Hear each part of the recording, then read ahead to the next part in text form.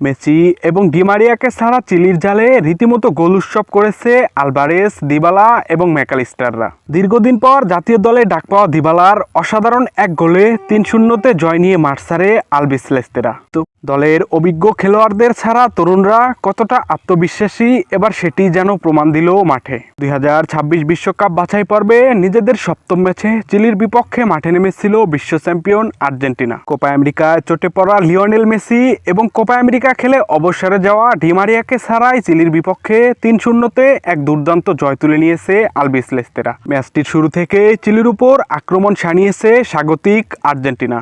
একের পর এক আক্রমণ করেও প্রথমার্ধে গোলশূন্যতে বিরতিতে যায় উভয় দল। এরপর বিরতি থেকে ফিরেই ম্যাচের ৪৭তম মিনিটে দলকে লিড এনে দেয় ম্যাকালিস্টার।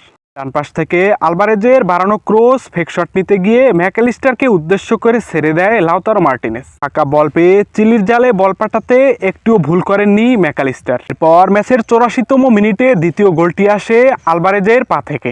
জিওভান্নি লো সেলেসোর কাছ থেকে বল পেয়ে চিলির একজন খেলোয়াড়কে কাটিয়ে বাম পায়ের জোরালো শটে ক্রসবারে লেগে বল জালে জড়িয়ে যায়। এরপরের মিনিটে চিলির খেলোয়াড় কার্লোস পালাসিওসের দুর্দান্ত এক শট ঠেকিয়ে গোলবার অক্ষত রাখেন এমিলিয়ানো মার্টিনেজ। নির্ধারিত সময়ের শেষে যোগ করা সময়ের প্রথম মিনিটেই দলকে আরও একটি গোল উপহার দেন মেসির পরিবর্তে দলে ডাক পাওয়া পাওলো দিবালা। গার্নাচোর কাছ থেকে বল পেয়ে ডি বক্সের বাম পাশ থেকে দারুণ এক কোনাকুনি শটে লক্ষ্যভেদ করেন বদলি হয়ে নামা পাওলো দিবালা।